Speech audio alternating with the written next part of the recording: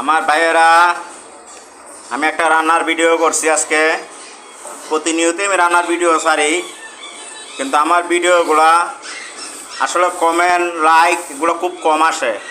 কারোর ভিডিও দিয়ে আমি সামনে পাই, সবার ভিডিওতে আমি শেয়ার করে দেই, কমেন্ট দেই তার আগে। কিন্তু আমার ভিডিওগুলোতে কোনো কমেন্ট আসে না, শেয়ারও কেউ করে না, একটা লাইকও আসে না।